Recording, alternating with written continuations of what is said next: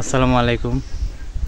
আমরা এখন চারোপাড়ার border side থেকে বিদায় নিলাম, আর এখন আমরা বাসায় যাব। কিন্তু বাসায় যাওয়ার আগে বিজিবিদের টহল দেওয়ার একটা ওয়াচ টাওয়ার আছে।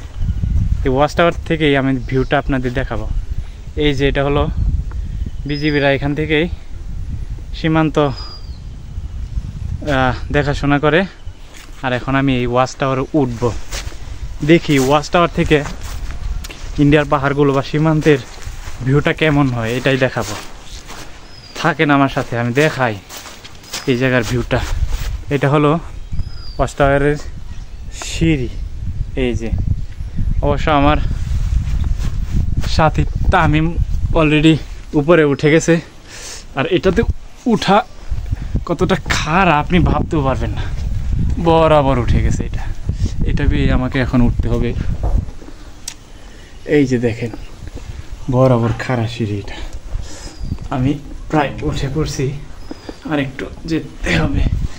এই যে এসে বললাম এটার ভিতরে, আর এই যে তামিম এখানে বসে আছে বাইরে থেকে ডিউটিতে আছি। ডিউটি ও নাকি বিজিবির ডিউটি এখন পালন করছে বিজিবি না থাকায়।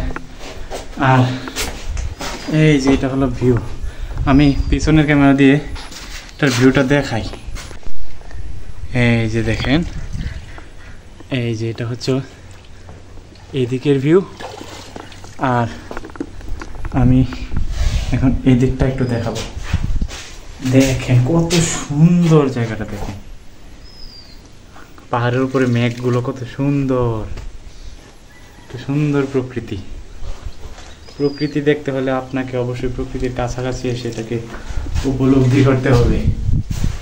এই যে দেখেন এগুলো সব ভারতের পাহাড়, বাংলাদেশে কিছুই রাখেনি, সব ভারতের পাহাড়। এগুলো সুন্দর বাতাস জায়গাটাতে।